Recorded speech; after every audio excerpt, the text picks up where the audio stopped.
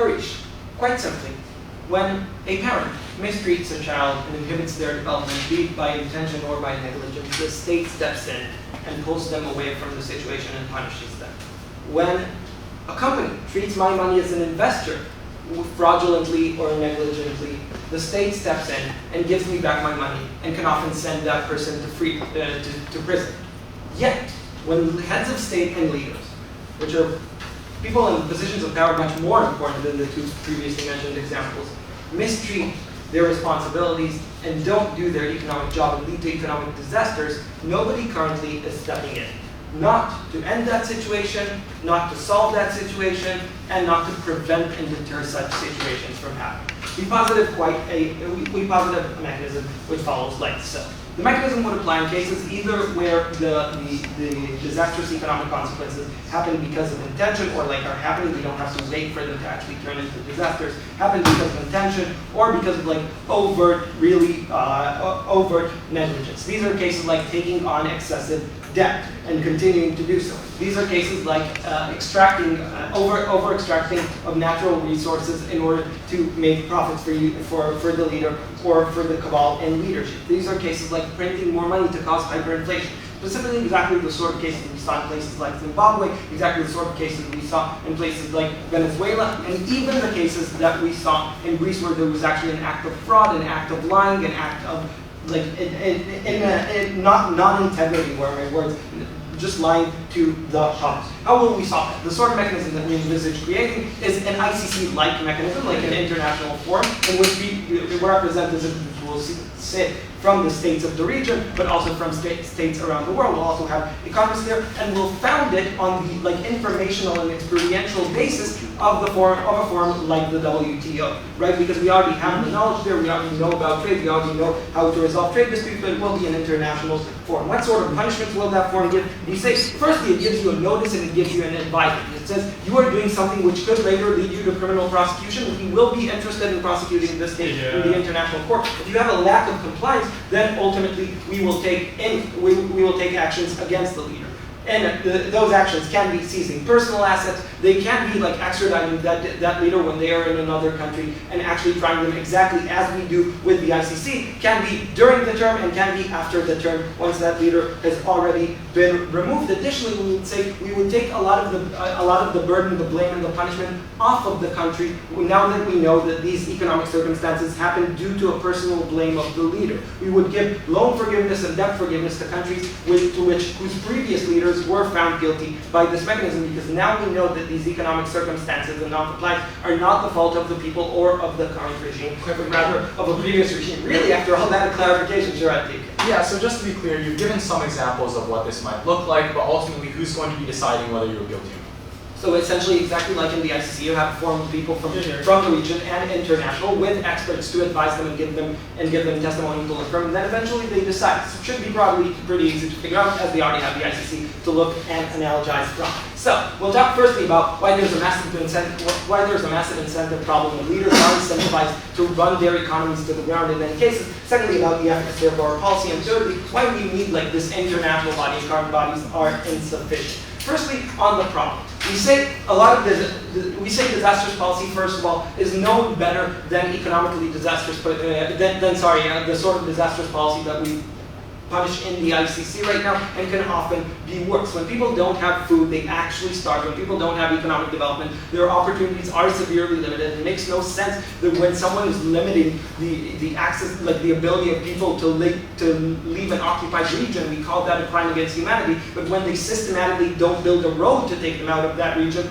we don't treat it in the same way. We say the damages are to a very large extent similar. It is a severe limitation of choice, freedom, the ability to live, and just the ability to actually eat in very many cases. The problem is there is a positive incentive in a lot of cases to actually create this sort of policy. Why? Because the sort of leaderships that actually tend to do this, like we see Greece as an outlier example in this context, and it can happen there as well. But it's often cases in which the leadership, because of a lack of transparency or because of an autocratic form of regime, or just like a less democratic form of regime, a leader is only accountable to a select group of people, at which point it makes sense to have an extractive economy and to extract more value out of your economy rather than developing rather than developing it and then delivering that money to yourself and to your cronies and to the people in your central winning coalition who you have to keep happy in order to stay in power. That simply said, Mugabe did not depend on the entirety of the Zimbabwean people. Zimbabwean elections were not something that Mugabe was actually accountable, was not something that was actually democratic. Rather, he only depended on the people within his party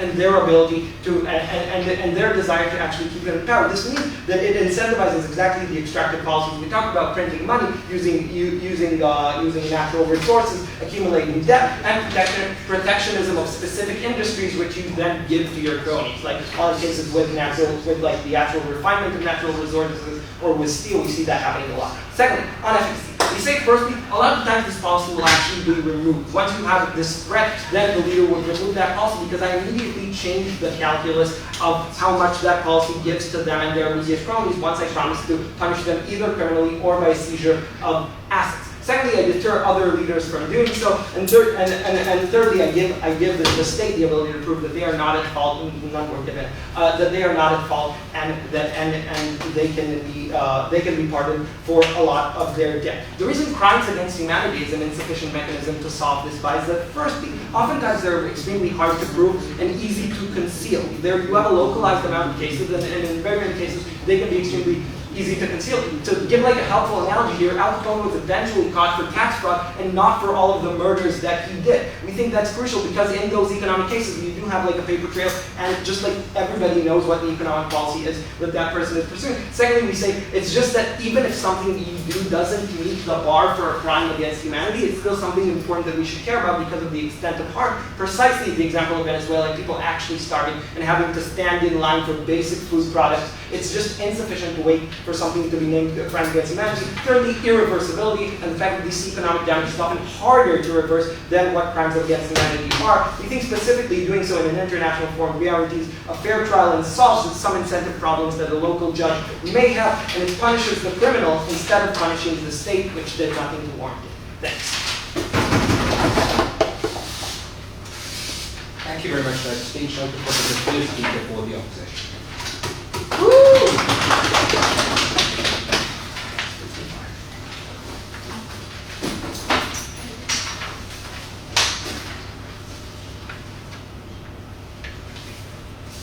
One of the biggest problems with that first speech was that we do agree that economic policies can sometimes be extremely impactful upon individuals' lives. But the important distinction to note here on the two sides of the debate is their side necessarily needs to defend that every single instance of disastrous policies needs to be prosecuted. We think that's going to have a lot of adverse effects. The alternative we would say on opposition that we would much rather stand for is to prosecute the cases in which economic policy is used in a way that does qualify for crimes against humanity. So directly clashing with what they talked about. And the important distinction here, as we're going to explain to you later, is the amount of culpability or the intention of these individuals. Because we think oftentimes economics is much too vague of a circumstance-based to be treated in the way they want to treat it. And because of that, we're going to talk about three things. Firstly, why this cannot work, and so in most instances, this court is going to be basically useless. Secondly, even if it does work, why the intentions or the agenda of this court is likely going to be skewed. And thirdly, even in their best case scenario, why this worsens overall economic policy. But before that, I just want to address one of the points on the malicious intent of individuals like Robert Mugabe.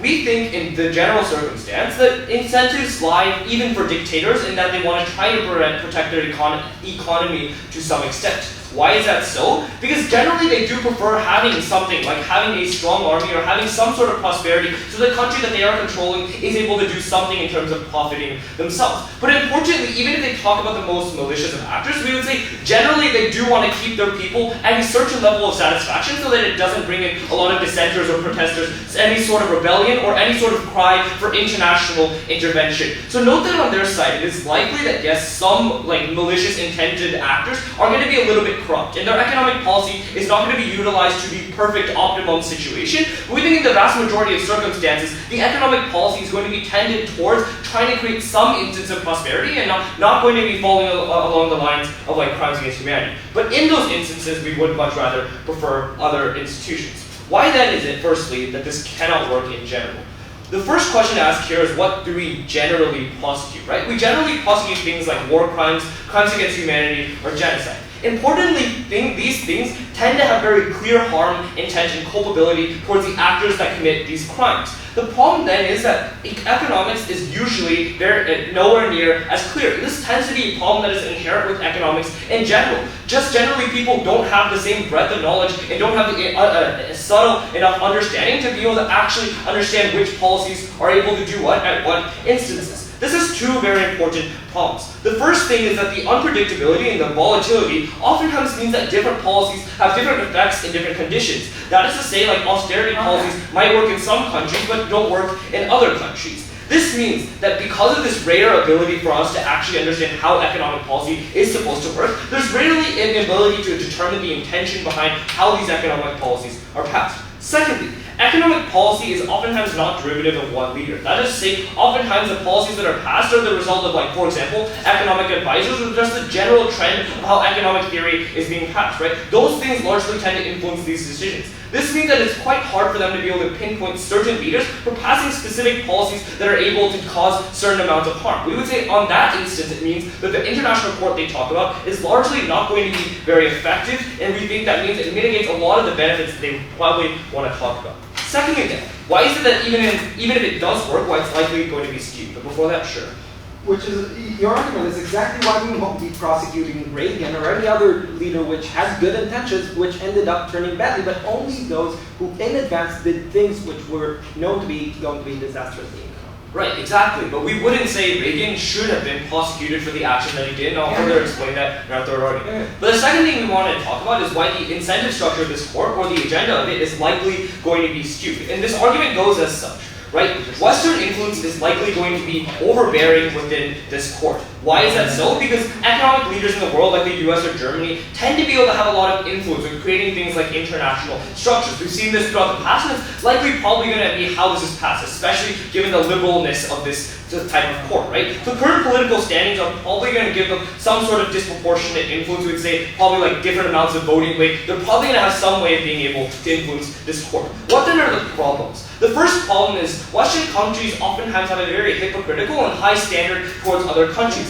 That is to say, they oftentimes believe in their own policies, regardless of whether or not those are the same policies that took them to the developed stages they are at now, and regardless of whether or not those will actually fit the circumstances of other countries. This is why institutions like the IMF have oftentimes seen their structural adjustment policies destroy countries like Chile and completely obliterate their economy. But the second thing is oftentimes these countries also have negative incentives. That is to say, they're likely probably going to try to push people towards things like free trade, which might benefit them because they're able to use this as a tool to be able to push people towards doing certain economic policies, because they can say things like, oh, because you had free trade, it probably means that you had good intentions, and thus you were trying your best to help them, right? The negative influences that other countries might have in terms of having an overbearing presence can oftentimes mean very negative consequences for the countries that could then be held accountable for the crimes that they might not have committed. Thirdly then, why does this worsen economic policy? And the important thing here is they talk about disincentivization for risky economic policy, but the problem then is that risk-averse economic policy or conservative economic policy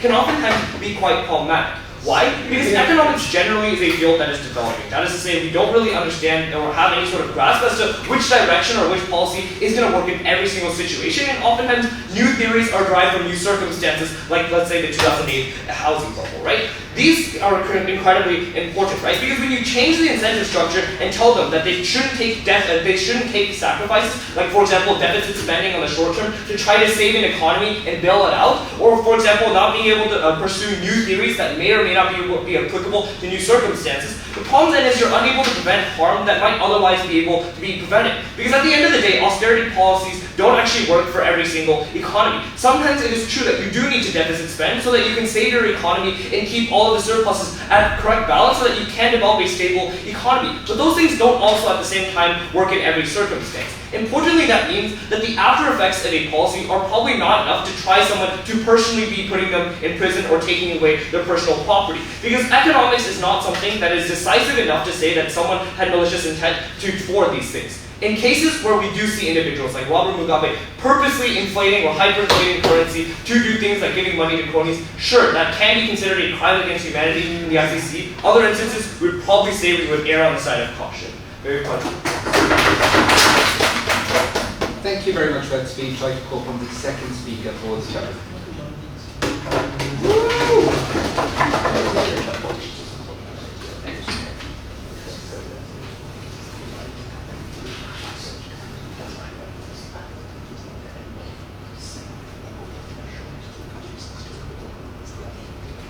I hate to say it, but a lot of the previous speech was off-flash due to the lack of listening. Why is that? Because notice what arguments do we get. The first one is about countries would be hurt and would be screwed over by the West. Notice that we define that countries would not bear the consequences if the leaders are found guilty. Moreover, we're helping those countries and we're willing to give them more aid if it is the fault of their leaders. Second point that they tell us. Economics are complicated and we can't really tell. First of all, we think that there are cases in which we can. The only countering we got was to the example of Mugabe, which they want to have a counter, which I'll deal with later. But notice that they're ignoring the cases like populism, simply guaranteeing things to the people in order to get elected and then subsidizing things that are not necessary, like oil for everyone, or subsidizing farming to the point where it makes no economical sense, which everyone can know, or things like bluntly lying to credit rating companies, to the EU and so on about your economical situation in order to get benefits that you yourself cannot repay later on and so on. These cases are clear cut, and we think that there are many more cases and we wish we would have gotten engagement with that as well. Regarding intentions also could be found out, especially since we're giving a warning in this mechanism, meaning that if you do not adhere to the warning, which is only after a while that there is a problem, meaning that you already have a malicious intent, because you're not willing to cooperate and take the advice of this international body. Third case, which is off-flash, about the shrewd intention of this policy. Notice that we define this to be represented by everyone in the world and specifically from that region in order to make sure that there isn't an imbalance and that the interests of the region are also being represented here. We don't think that this would be the mechanism. Moreover, notice that there is a comparative to this. When right now in the WTO or in the IMF, there are the ability to bring a country to court and one country to go against the other. And we say that the alternative mechanism that happens in status quo is even worse in terms of screwed intentions, because exactly those countries have an interest to go one against the other, because often they are rivals in the economic scene, like Ethiopia and Egypt that rival the Nile on the benefits and we think would have more incentive to abuse this mechanism. On our world, this is actually mutually exclusive, with those countries going and suing one country because it is determined that the fault is of the leader and not of the country, meaning that we get more of the benefits that you want on our side. But then we are left with the question of the counterprop that is given. First of all, notice that we don't have to defend any economical disaster. We need to defend only those caused by the leader, and therefore we don't have to engage with all of that. But then notice that he says, okay, so if only it reaches the point of it being a crime against humanity, notice that he ignores one case that says that exactly today we can't, because the bar is too high for a crime against humanity. Meaning that it is very hard to go and prove that you did that, especially if you have cronies or if you have an elite group that does benefit from this. Meaning that it's very hard to show. But moreover, this doesn't happen in status quo. We wish someone would have sued Chavez in Venezuela. We wish someone would have done it, but it doesn't just happen. So in case, his counterprop is actually on-side government of this debate, because we have brought you the most efficient mechanism of achieving that, meaning that he's not standing for the motion. Now, I'm going to further elaborate here on why we think that we want to have this specific international court, unlike the alternatives. So first of all, notice that I already addressed the issue of countries suing one another in the WTO, which we think translates into much more harm to those countries and much more personal interest. The second case is simply a case where countries cannot negotiate them, and one country becomes so starved and so poor that it actually has to turn to means of violence, especially if there is no one to counter that. We think that a country that is so deprived of resources would start looking, if it can't, from its citizens, or if it can't start taking from its resources that are either non-existent or deplete, would go and against other countries in order to get economical benefits, in order to get more land out of them, in order to get them to surrender certain ideals that they have, which we think is already a worse alternative. The third alternative that might happen if we have this moral hazard of the country being hurt by its leaders and no one in the world doing anything to stop that and hold that leader accountable, there is the likely scenario of people, if they have some sort of agency, rising up against them, to have some sort of military coup, or to have a coup by the people who can no longer bear the situation. We think that those cases are horrendous due to the fact that they are more likely to cause much more bloodshed in the world. They are much more likely to have an opposition by that country or simply have them being squashed down. And moreover, we think that people that are deprived and gain power from that are also not the ideal actor to listen to economical advice or to know how to handle themselves. That's why we think that in Egypt, the military right now doesn't do a very good job into actually running the economics, even though their entire platform was that the economy is suffering because they don't have the know-how, they don't have good international relations, and so on. And we think that in our mechanism we do solve that. Does anyone want to engage with me or give me an extension?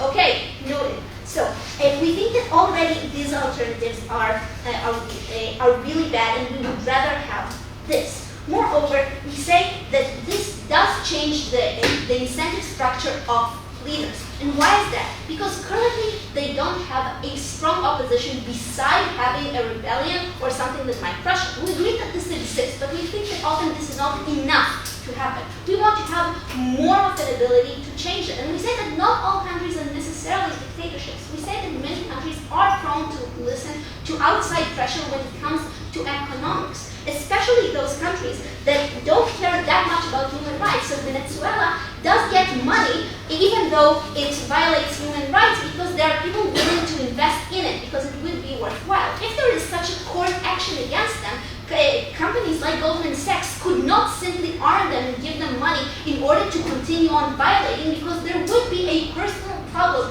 with Chavez. So we think here that what we are doing is we are actually allowing for the solving of two problems. We are creating more subtle regimes, more moderate regimes, but also we're taking away the people who have the power to abuse, both economically and in certain aspects of human rights that are not addressed right now. We're very proud.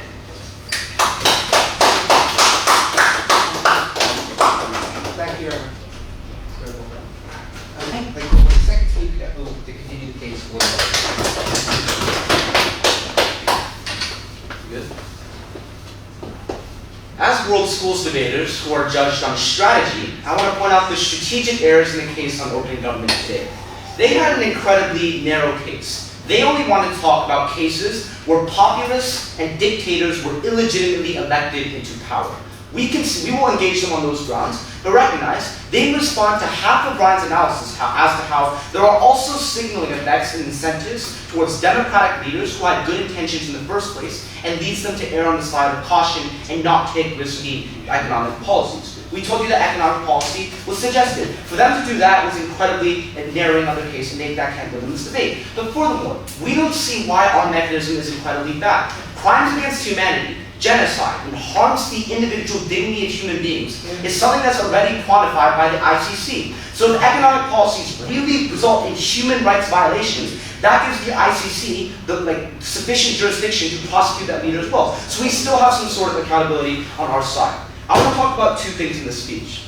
First, I want to talk about incentives and accountability, how they shift that. Secondly, I want to paint a realistic picture as what this court would actually look like. First, incentives and accountability. Brian told you in his speech two things. First of all, that there's disastrous economic policy is an incredibly subjective thing. That we said, when you have the prospect of being prosecuted, of not being able to lead your nation, that will always be on the minds of people and leaders, and it will shift their incentive structures. Just as the ICC provides a check against crimes against humanity, this provides a check against whatever disastrous economic policy means. So it means they'll err on the side of caution. They won't have risky policy. So they won't do things like austerity. If it means that less government spending will benefit more people in the long run, it means they won't play with interest rates or currency because that could have short-term economic harms and they're afraid of the repercussions. We can see there might be short-term economic harms, but these are beneficial in the long term. Their attack was, oh, we can meaningfully assess the intent of that. But Brian told you very clearly that you cannot assess that intent. It cannot assess that intent because it could be done for good intentions, but then end up badly, or it could be done for bad intentions, but end up with good outcomes. But more importantly, even if it wasn't intended, even if there was intent for good outcomes and it resulted in like economic recession, that's still something that they need to prosecute on their side of the house if they want to talk about accountability. So they've been really unclear on what they meant about intent. The second thing Brian told you was that there's a lack of accountability. Note that the motion allows us to assume that we're assuming culpability on behalf of one actor, namely the leader. But we told you that leader was not the only person culpable. That even if they wanted to oust this leader and arrest the leader, you would still have these same people and civil servants who told the leader to do that in the first place. We think that's bad. Their next response was incredibly narrow about dictators. I'll engage with that anyway. Firstly, unclear to us why an international court allows accountability towards dictators. Because we have a variety of international courts in the status quo, but there's no accountability.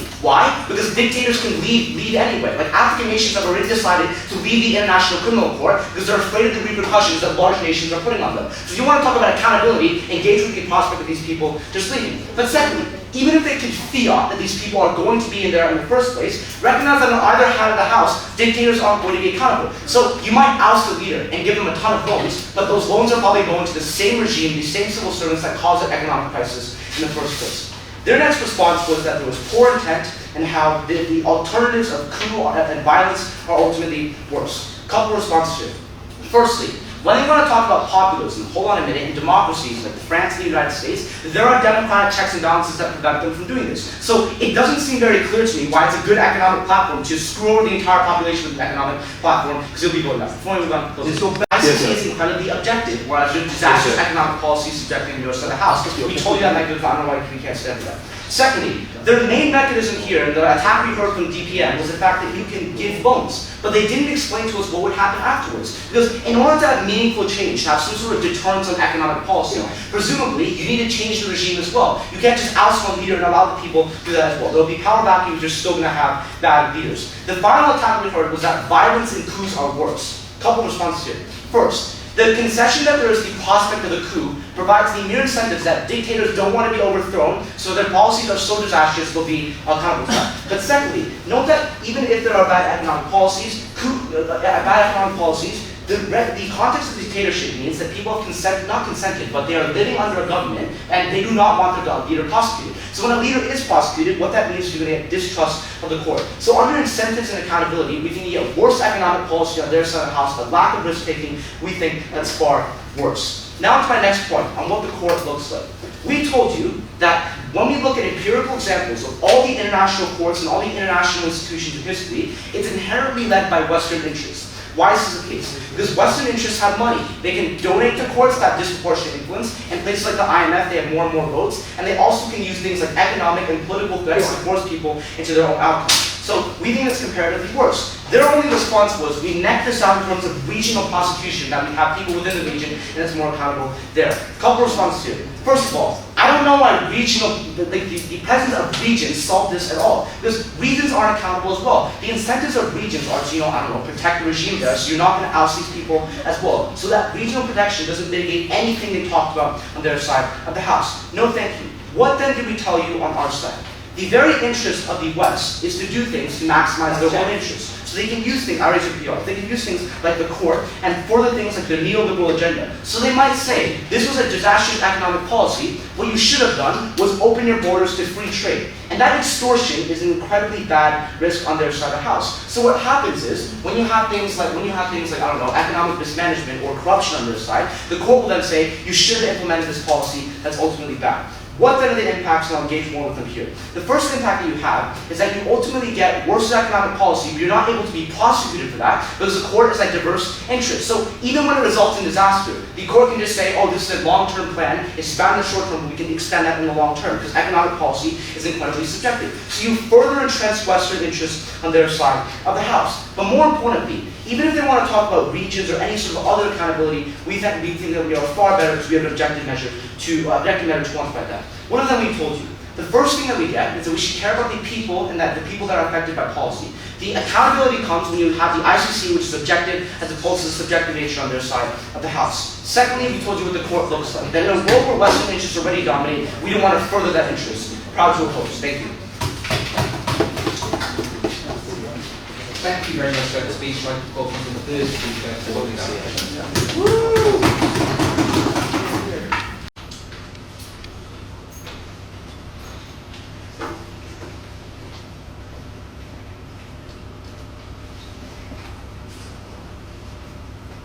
We greatly regret that the opening house debate and also continuing with CG, most of their debates are based very technical facts about the proportionality of the crime, like how should we punish that leader. We say the most important stakeholder in this debate is not just the leader and how we should punish him, but most importantly, what is the purpose of having this policy in the first place, right? It is to help the people on the ground. So we think that the biggest and most important criteria is which side actually help people on the ground. We say OG tried to preempt this by telling us that, hey, we're only punishing the leaders. We're not punishing the country. We're still going to have aid and all those help into those countries. I'm going to further explain to you in my second point about solving the problem, why their side is never going to solve the problem but actually make it worse.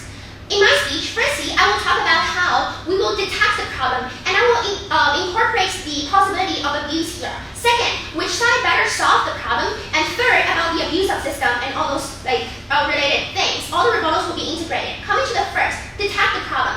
We say there are several things that OG and CG have never explained to us. Firstly, who will decide that something is a crime or not? OG tell us that, well, we have representatives from every country who will mock after the model of ICC. We see this as very problematic because first, ICC in itself is entrenched with Western influence. If they want to model after that, it necessarily means that this model is also very imbalanced. Secondly, they tell us that as long as we have representatives from every country, it's fine. We say, no, it's not fine. OO's response is very simple. They say bigger countries have more voting power. We say even if they're going to give the same votes to every single country, it's still going to be a power imbalance. Because first, international power structure is always entrenched, which means that countries can use other kind of bargaining chips, things as I will stop trade with you in order to bargain with other countries and ask them to stand by their own stance, even if it might be against their national policies. Then OG tries to respond to this by saying that, no, we say it's less abuse under our system, of course, compared with the WTO. Because WTO means that you're punishing countries, but then in this case, you're punishing leaders. However, we say simply by giving this assertion of leaders are different from countries, it's not enough to prove that, right? Because we say leaders are inseparable with their countries, especially when they try to frame their whole debate around those countries that leaders have a powerful personality and are the most important power in those countries. What this means is that no matter what you do to the leader, it is definitely going to trickle down to the country and trickle down to the people, because the people are the most important bargaining chip for the leader. What this means is probably, if you punish the leader, it probably will mean that the leader will transit his own access to overseas accounts. Maybe the leader will sell off all those state-owned enterprises in order to benefit his own pocket because he knows that I will soon be arrested, and that directly harms the people on the ground. Coming to the second thing that I have never explained, what is the criteria of deciding whether this is so harmful? Basically tell us that economic policies are unpredictable, that's why we cannot use this kind of punishment. We say this is not enough as a response. I'm going to give to you more responses. Let's look at two scenarios. First, if they're going to say in our model they're going to have a single standard of what it means to have an economic crime, we say this is problematic because firstly, most of those standards are set by Western liberal democracies, which does not apply to every country. Second, and this is non-consequentialist, we say no matter what kind of standard you pick, it's still going to be bad because you cannot have a one-size-fits-all. Even if you're going to use statistics, as the member of government has said, we say even if you're going to say statistics, inflation cannot exceed certain points, we say it's still not going to work because different countries just have different circumstances. Sometimes in order to decrease inflation, you have to increase unemployment, and that might exceed your statistics. We say it's just not efficient, and it's going to cause a lot of abuse. Second, even if they're going to say we're going to have different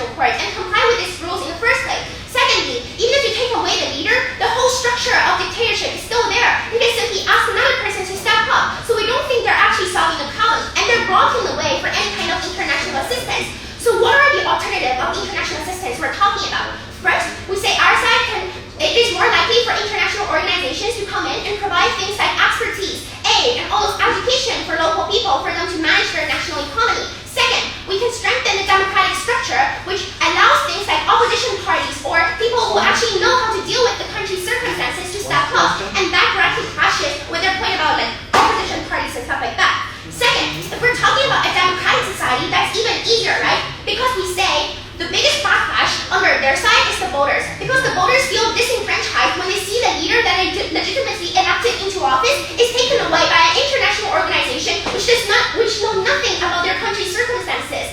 Even if they're going to say it's a very smart international organization, we say what matters is people's perception on the ground. People will feel huge backlash and huge hatred upon no matter what the inspector tells them to do, they will not be likely to comply with what he is saying because they feel like this is an infringement upon their sovereignty, and that's why they're less likely to solve the problem.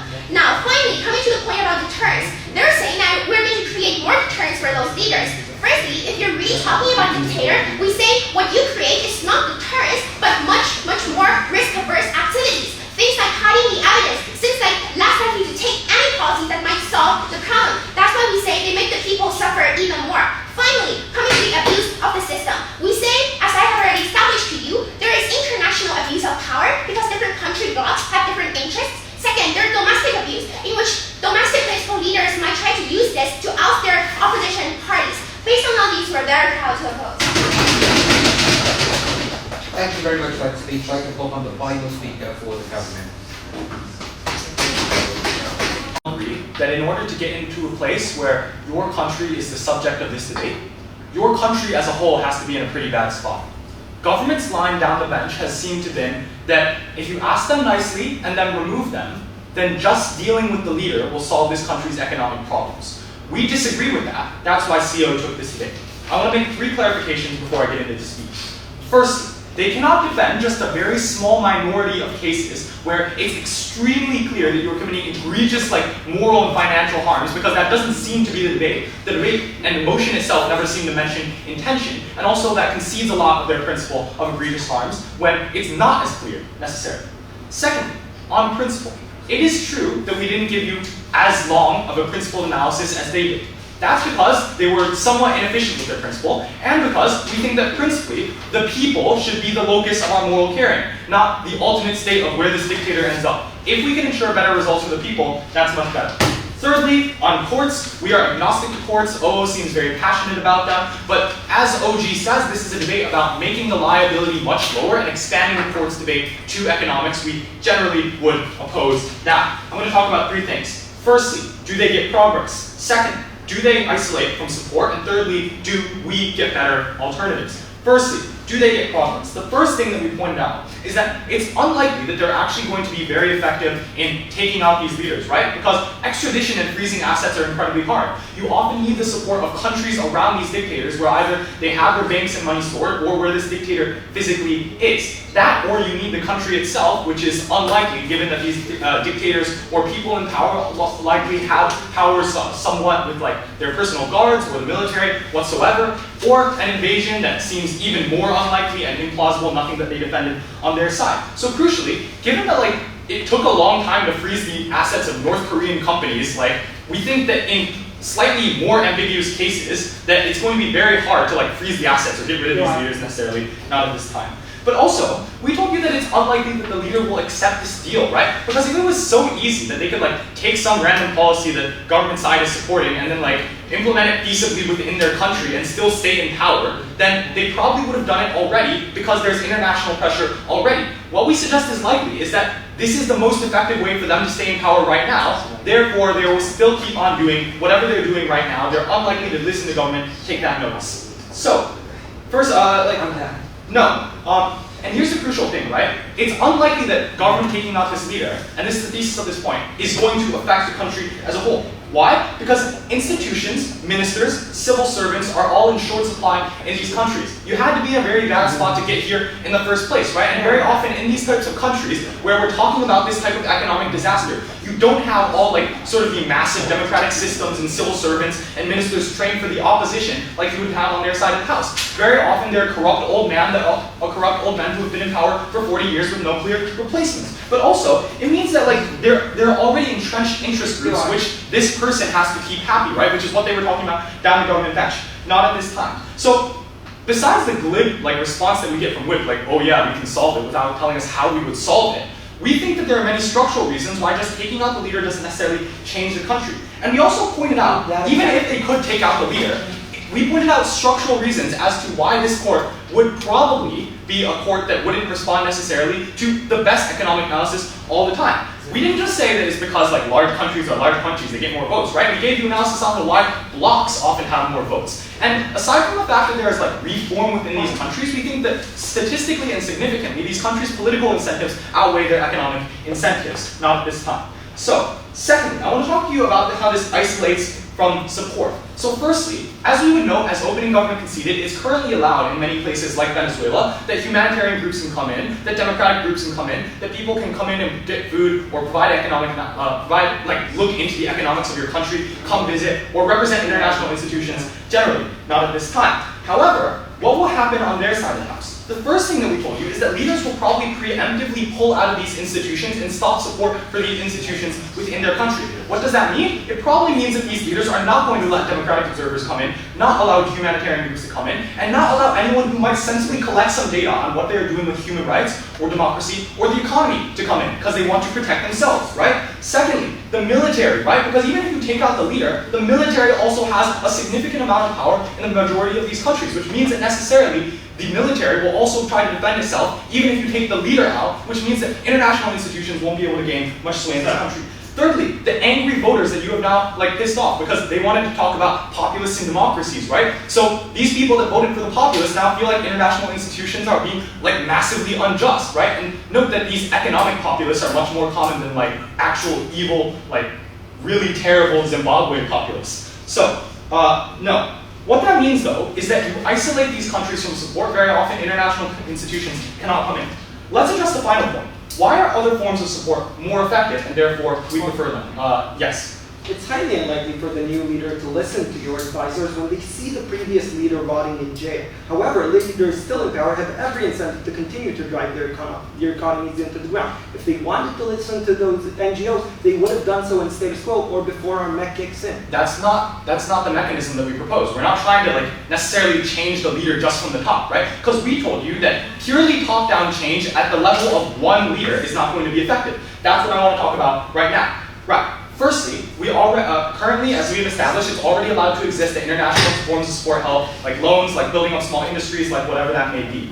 However, on their side, they don't get that. Why is that harmful? Because changing stuff from the top down doesn't help. For the structural reasons that I gave you earlier, the interest groups still exist, that ministers still aren't available in high amounts to form an opposition in many cases in these countries. So, what would we support instead? Supporting a basic education for many people, which is neglected in the status quo, which is necessary for getting economists, businessmen, ministers, etc. to build a strong country. Secondly, feeding people, right? Because what happens in Ethiopia right now is they stop the opposition by literally starving them out if they are opposition members. We can allow the opposition to have food. Thirdly, humanitarian support for minorities, right? Which may be unpopular with the majority right now, but we are able to get on our side rather than their side. Fourthly, building small industries that may be able to oppose the large interest groups that they talked about on their side of the house. So, for example, like the steel industry in South Africa, that's much more reasonable. That might build up sort of an opposition.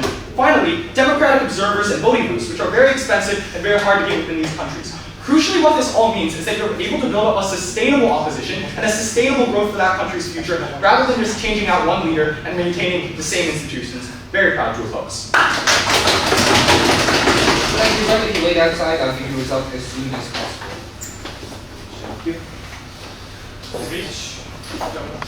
Hints of more radicalism than ever came out, which was unfortunately, make those arguments, but can't necessarily get a very radical debate, but that's not necessarily important. So it was reasonably close, but narrowly the winner to opening government, the second to closing government, the third to opening opposition, and the fourth to closing opposition. Let's start with the top half and why opening government beat opening opposition. So I think there's just two things to point out. The first was, while I except from opening opposition that opening government's conception of the debate was narrow. I don't know if that's a strategic problem rather than a strategic advantage which they have. Which means it's not a difficult position, right? Because you are very willing to accept that there are some cases where we want to prosecute. You follow arguments and note that there aren't necessarily huge numbers of those.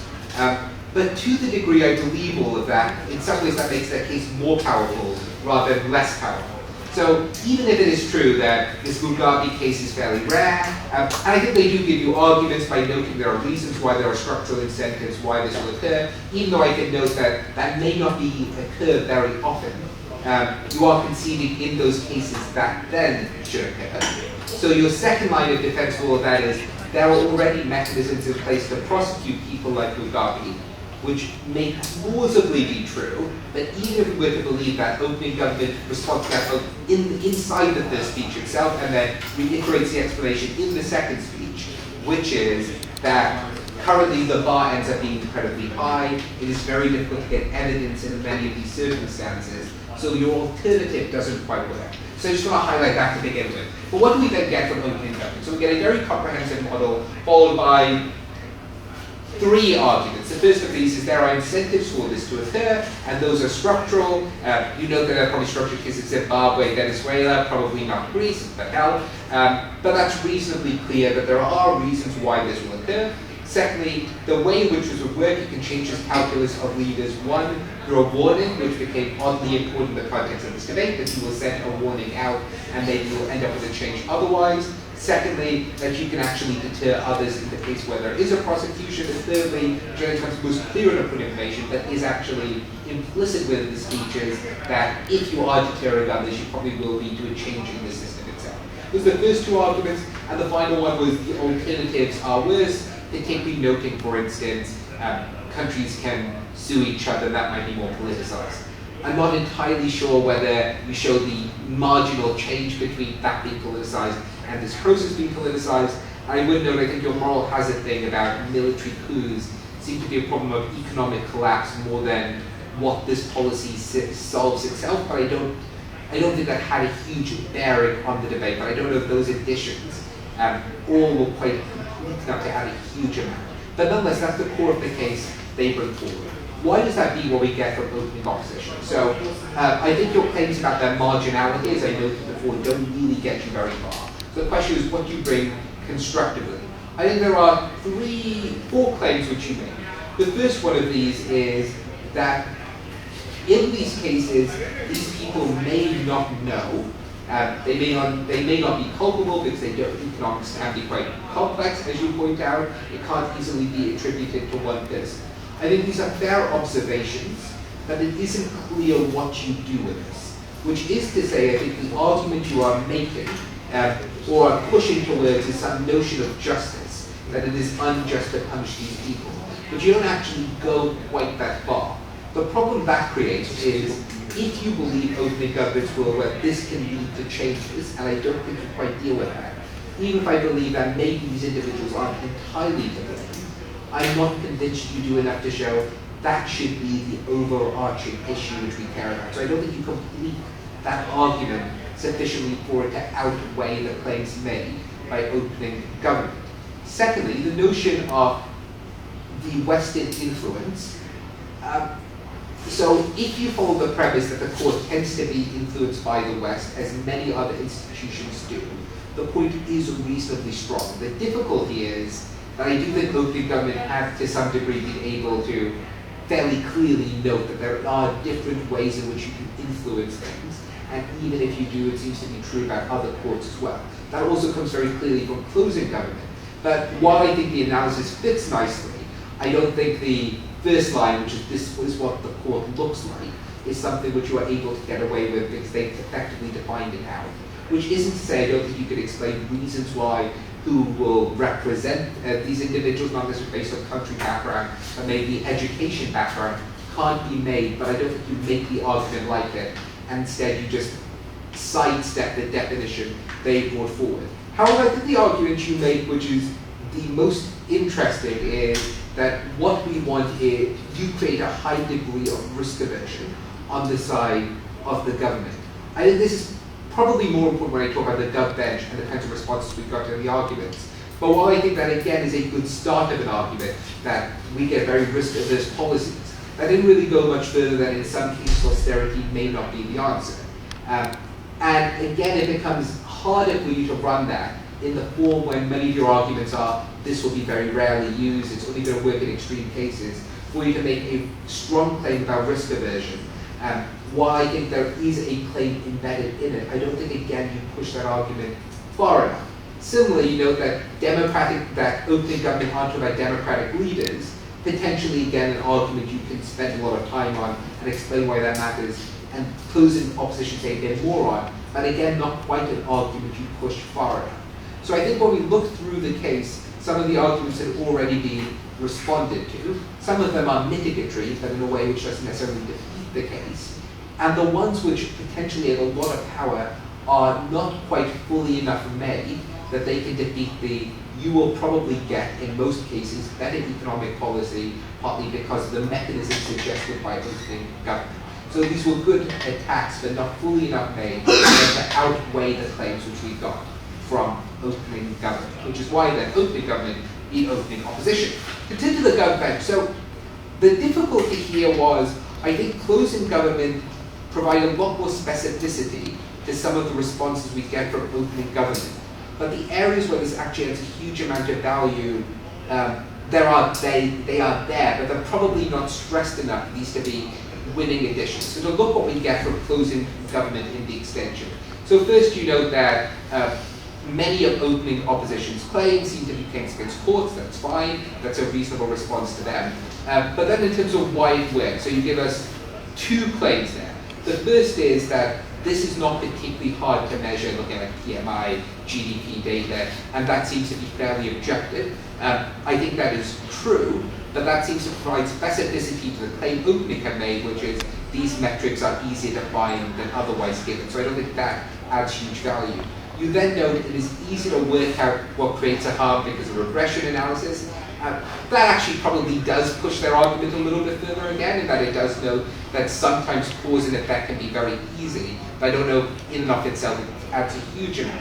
This neoliberal answer was also very interesting, because she split it into two, which is one, that there are other influences, India, China, the ADB, so it probably isn't the case that it is completely neoliberal, which is good in that it gives another addition to a mechanistic claim made by opening government, but I don't know if that actually ever became such a core issue in the sense that they had defined it away. Your second response to that is actually much more interesting, which is maybe these policies are just correct, but it's hard to evaluate that, partly because it's literally, if you don't believe our case where this becomes irrelevant, then we can go back on this, but you don't even push it far enough. But I do think potentially there's a lot of value to push with, there is a correct policy approach, or a set of correct policy approaches, which you hint at but don't quite make it. So when it came to then your other additions, this becomes structural because there are reasons why billionaires will steal money, like in the case of Trump.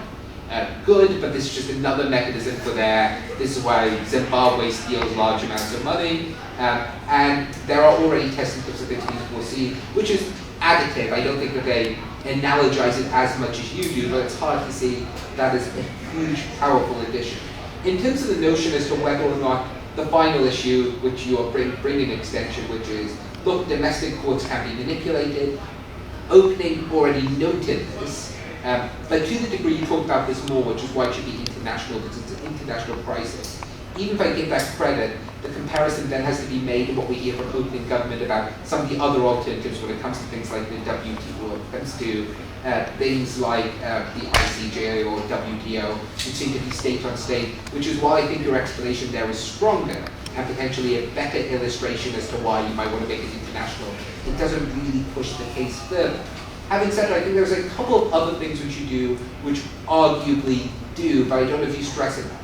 One is make the claim that economics can become more data-driven, which is interesting, though I'm not convinced there's a huge change on the status quo. But again, I think that just comes out in a line in the extension, a few more lines in the sum, and I don't know how to evaluate that. Potentially, the most powerful thing you say is for the best response to kind of risk aversion, which is you should be risk averse because it's a correct way of doing it. In theory, I guess that argument would be, there is a correct way, this is reasonably foreseeable, any other option is wrong. But while I find that to potentially be a very powerful line, in the form it is given, which is an offhand response without really detail as to what kinds of things are wrong, maybe more in terms of what's prosecutable, I don't know if I can find that in the form it's given to be a very powerful addition by itself.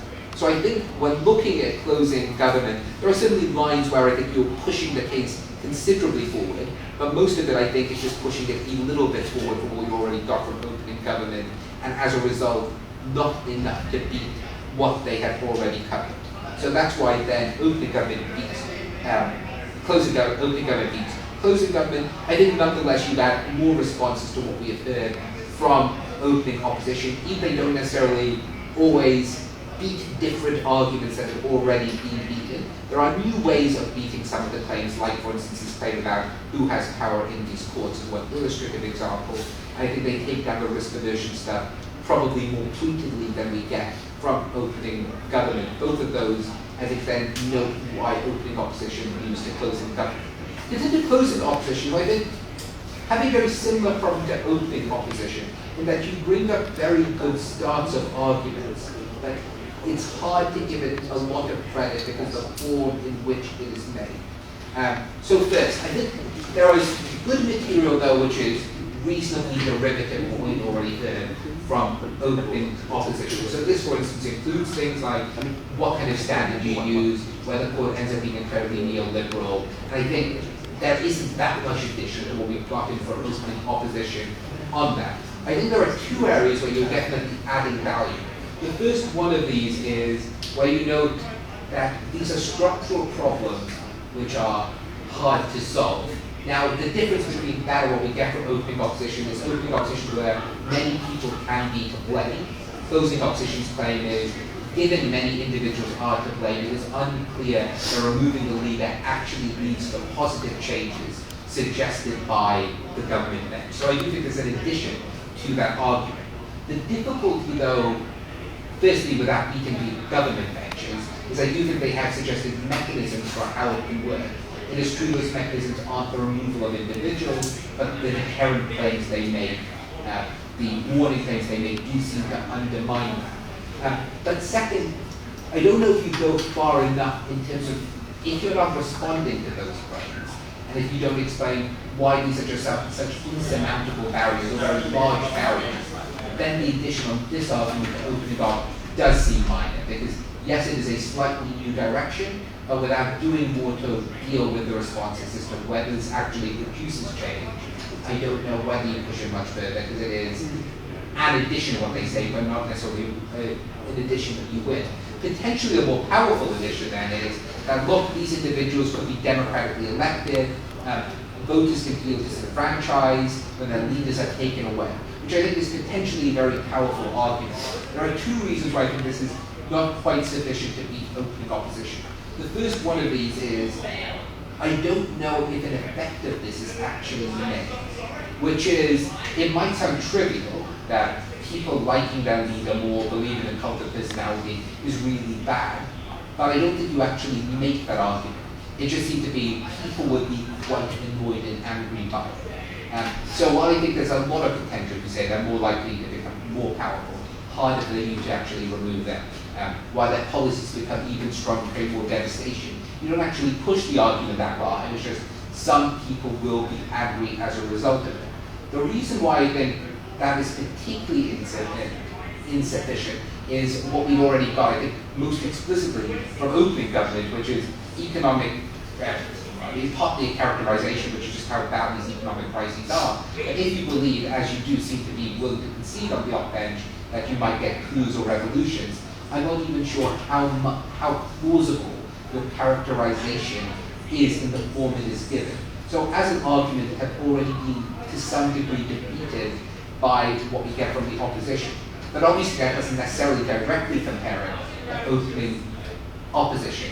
But to which I would say is when I compare that addition to claims about risk aversion or some policies will coexist, well, I don't think either one of them has as clear an outcome as plausible. I think the risk aversion issue just intuitively means some policies which may be good even though unspecified what and how, versus people will be a little bit angry, which seems to be somewhat symmetric. I don't think that argument in itself can beat what we have gotten from open competition.